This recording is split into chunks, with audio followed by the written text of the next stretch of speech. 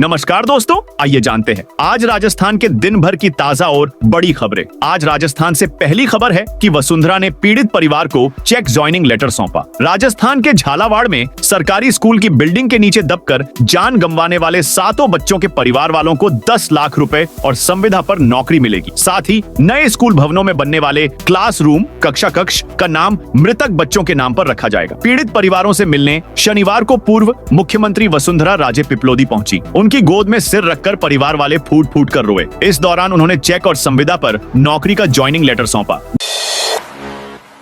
जयपुर में CM office airport को उड़ाने की धमकी। जयपुर एयरपोर्ट पर आज 10 घंटे में 2 बार बम की धमकी का मेल आया। सुबह जयपुर में मुख्यमंत्री के ऑफिस और इंटरनेशनल एयरपोर्ट को बम से उड़ाने की धमकी दी गई। शाम को एक बार फिर से जयपुर एयरपोर्ट पर धमाके की धमकी दी गई। दोनों धमकी के बाद पुलिस प्रशासन हरकत में आया। फौरन सीएम ऑफिस के साथ ही एयरपोर्ट पर चेकिंग शुरू की गई। हालांकि 1 घंटे की छानबीन के बाद पुलिस को कोई संदिग्ध वस्तु नहीं मिली। आमेर, नाहरगढ़, जल महल हेलीकॉप्टर से देख सकेंगे। प्रदेश भर से लोग जयपुर की खूबसूरती को निहारने के लिए पहुंचे। इस दौरान जयपुर के 3 साल के सारांश और 80 साल की सजना देवी भी हेलीकॉप्टर में बैठी। दरअसल पिंक सिटी में तीज महोत्सव के मौके पर I-1 हेलीकॉप्टर्स प्राइवेट लिमिटेड ने राइड की शुरुआत की है। 27 जुलाई तक चलने वाली इस स्पेशल राइड में सफर कर पर्यटक ऐतिहासिक तीज महोत्सव, जयपुर के प्रमुख पर्यटक स्थल और मानसून में अरावली की खूबसूरती का एरियल व्यू निहार सकेंगे। इस राइड की फीस 6,999 रुपए से शुरू है। सीएम ने जर्जर सरकारी बिल्डिंग की मरम्मत के आदेश दिए। झालावाड़ जिले के पीपलोदी गांव के सरकारी स्कूल के कमरे की छत गिरने की घटना में 7 बच्चों की मौत के बाद अब सरकार ने जर्जर सरकारी भवनों की मरम्मत करवाने का फैसला किया है। सीएम भजनलाल शर्मा ने जर्जर सरकारी स्कूलों, आंगनबाड़ी सहित खराब हालत वाले सभी सरकारी भवनों की मरम्मत करवाने के आदेश दिए हैं। इसके अलावा मुख्यमंत्री ने सभी विधायकों से सरकारी भवनों की मरम्मत के लिए विधायक फंड से सिफारिश करने का आग्रह किया है। सीएम ने डांग, मगरा, मेवात क्षेत्रीय विकास योजना के तहत स्कूलों और सरकारी भवनों की मरम्मत के लिए अनुमत राशि को 15 से बढ़ाकर 20% करने का फैसला किया है। सीएम ने इसके लिए नियमों में बदलाव को मंजूरी दी है। हरियाली तीज का 9 लाख पौधे लगाएंगे। हरियाली तीज के पावन अवसर पर हरियालो राजस्थान अभियान के तहत जिले में 9.25 लाख से ज्यादा पौधे रोपित किए जाएंगे। सामूहिक वृक्षारोपण कार्यक्रम को प्रभावी रूप से सफल बनाने के लिए संबंधित विभागीय अधिकारियों के साथ बैठक कर टारगेट दिए गए। बता दें कि राजस्थान सरकार के हरियालो राजस्थान अभियान के तहत 22 जुलाई को अजमेर जिले में एक साथ 1,51,993 से अधिक पौधे लगाए गए। जिला परिषद के मुख्य कार्यकारी अधिकारी राम प्रकाश ने कहा, राज्य सरकार की ओर से जिले को 9 लाख पौधारोपण का लक्ष्य सौंपा गया है। इसे बढ़ाकर 9,25,000 पौधे लगाए जाने का निर्णय लिया गया है। अजमेर में जमकर बरसात, मंदिर का पिछला हिस्सा ढहा। अजमेर में सुबह से ही बरसात का दौर जारी है। ऐसे में 4 दिन बाद गर्मी और उमस से लोगों को राहत मिली है। तेज हवाओं के साथ शहर के कुछ इलाकों में बारिश हो रही है। इससे तापमान में भी गिरावट हुई है। वहीं दूसरी ओर से आना सागर झील का जल स्तर 10 फीट तक लाने के लिए पिछले दिनों शुरू की गई पानी की निकासी जारी है। मलूसर रोड स्थित केके कॉलोनी में कृष्ण कन्हैया मंदिर का पीछे का आधा हिस्सा बावड़ी में गिर गया। बाद में प्रशासन ने स्थानीय लोगों से चर्चा कर जेसीबी की मदद से मंदिर भवन को धराशायी किया गया। इससे पूर्व सभी मूर्तियों को बाहर निकाल लिया गया। दोपहर बाद करीब 12:30 बजे तेज बरसात शुरू हुई।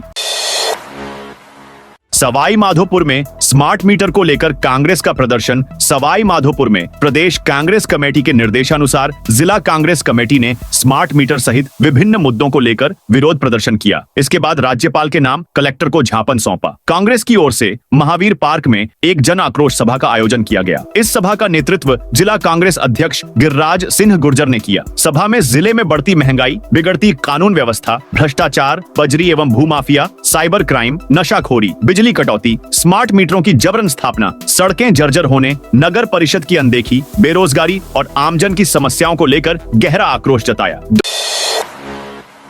दौसा में आज बनेगा 5 लाख पौधे लगाने का रिकॉर्ड। हरियालो राजस्थान महाअभियान के तहत हरियाली तीज पर रविवार को दौसा जिले में विशेष पौधारोपण अभियान का आयोजन होगा। इस अवसर पर यहां पुलिस लाइन स्थित ग्राउंड पर सुबह 9:30 बजे जिला स्तरीय वन महोत्सव का आयोजन होगा। कलेक्टर देवेंद्र कुमार ने बताया कि केंद्र सरकार के एक पेड़ मां के नाम अभियान से प्रेरणा लेते हुए राज्य सरकार ने हरियालो राजस्थान महाअभियान शुरू किया है। इसी के तहत पर्यावरण संरक्षण एवं हरित क्षेत्रों के विस्तार के लिए राज्य भर में वन महोत्सव का आयोजन किया जाएगा। ऐसे में आमजन को पौधारोपण के प्रति जागरूक करने के लिए दौसा में भी वन महोत्सव आयोजित होगा। इस अवसर पर जिले में 5.5 लाख पौधे लगाने का लक्ष्य रखा गया है।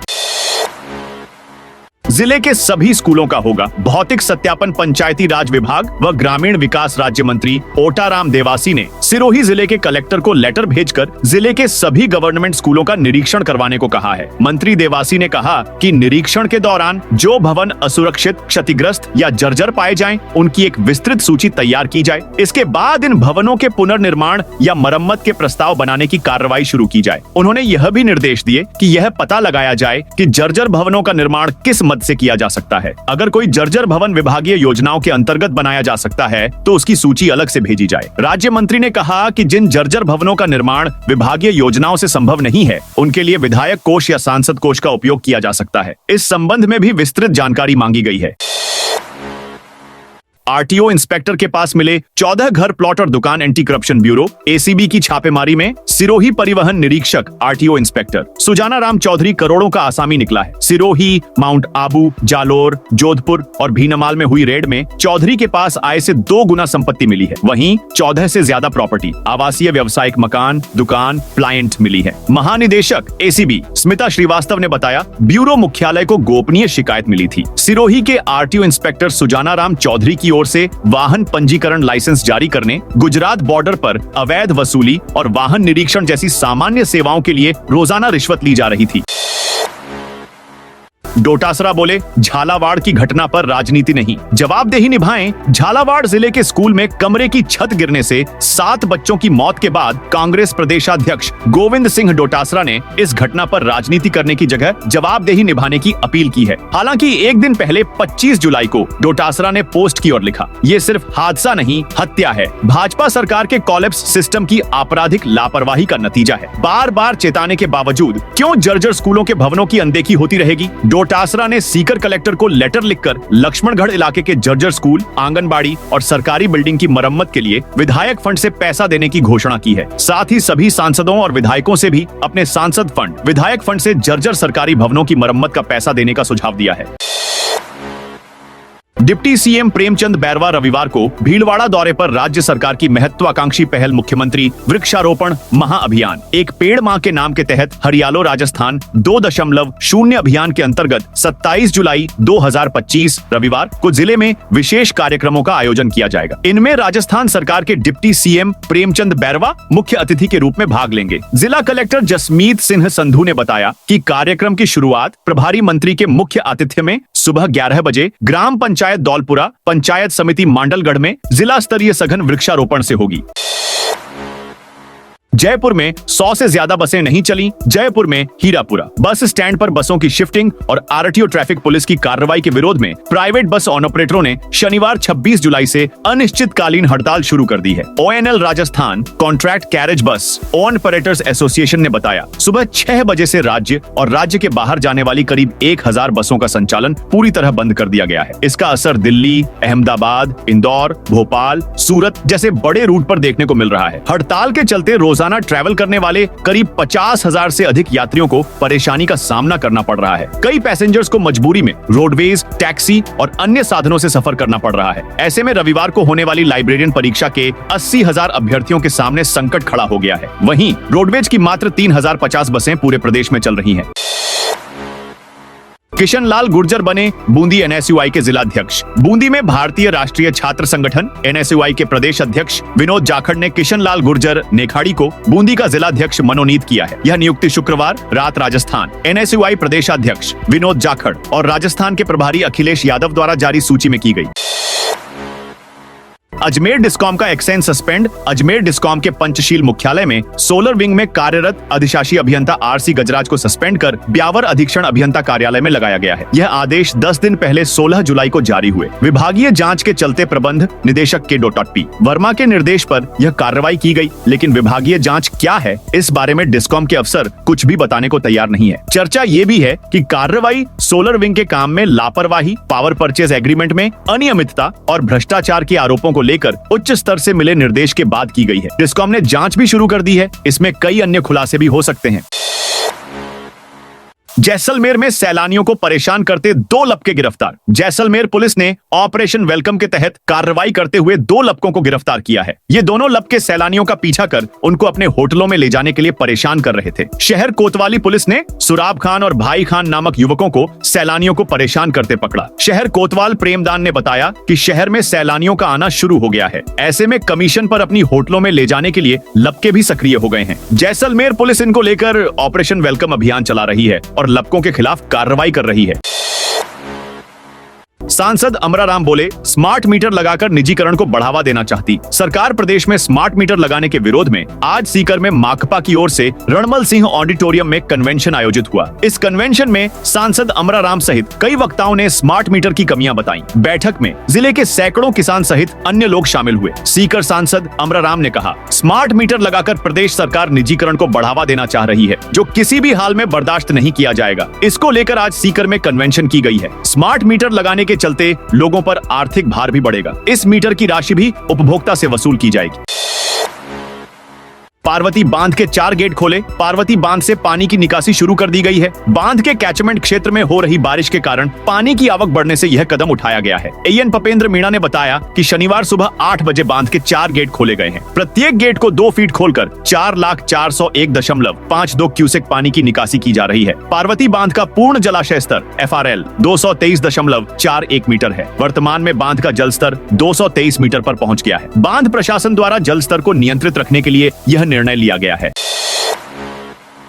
जयपुर के परकोटे में 30 पर बंद रहेंगे रास्ते। जयपुर में सिटी पैलेस से रविवार शाम 5:30 पर तीज माता की सवारी निकाली जाएगी। इसके लिए शहर में जगह जगह ट्रैफिक डाइवर्ट किया जाएगा। तीज माता की सवारी के कार्यक्रम में शामिल होने वाले लोगों के लिए पार्किंग की जगह भी निर्धारित की गई है, जो शाम 5 बजे से लागू होगी। दरअसल जयपुर में 27 जुलाई को तीज और 28 को बूढ़ी तीज की सवारी निकलेगी, जो जनानी ड्योढ़ी से रवाना होकर त्रिपोलिया बाजार, छोटी चौपड़, गणगौरी बाजार होते हुए चौगान स्टेडियम पहुंचेगी। इस दौरान लोगों को परेशानी न हो। सरकारी स्कूलों की दुर्दशा पर हाई कोर्ट की फटकार। राजस्थान हाई कोर्ट ने धरियावद क्षेत्र के 11 स्कूलों में बुनियादी ढांचे और टीचर्स की कमी को लेकर दायर एक जनहित याचिका PIL पर कड़ा रुख अपनाते हुए शिक्षा विभाग और वित्त विभाग को आड़े हाथों लिया है। कोर्ट ने नाराजगी जाहिर कर कहा, पिछले 2 साल से स्कूलों में लगभग 50% शिक्षकों के पद खाली पड़े हैं। इन कमियों को दूर करने के लिए कोई ठोस कदम नहीं उठाए गए। टीडी मंत्री खराड़ी का BP पर हमला। प्रदेश के जनजाति क्षेत्रीय विकास मंत्री और जिले के प्रभारी मंत्री बाबूलाल खराड़ी शनिवार को डूंगरपुर जिले के दौरे पर रहे। सर्किट हाउस पहुंचने पर भाजपा नेता और पदाधिकारियों ने स्वागत किया। प्रभारी मंत्री ने सरकार की उपलब्धियों को गिनाया। साथ ही भील प्रदेश की मांग के मामले में BAP के सांसद राजकुमार रोध पर जमकर निशाना साधा। प्रभारी मंत्री बाबूलाल खराड़ी ने BAP के सांसद राजकुमार रोध की भील प्रदेश की मांग करने के मामले में पलटवार किया। मंत्री ने कहा कि जाति, भाषा और क्षेत्रवाद के नाम पर आज तक न तो कोई राज्य बना है और न ही बनना चाहिए। हिंदुस्तान में कई जातियां रहती हैं और कई भाषाएं बोली जाती हैं। अगर जाति और भाषा के नाम पर अलग राज्य बनाने लग जाए तो इससे अलगाववाद पैदा होता है। दोस्तों, यह थी आज राजस्थान की बड़ी खबरें। आप इस वीडियो को कौन से जिले से देख रहे हैं, उस जिले का नाम बताइए।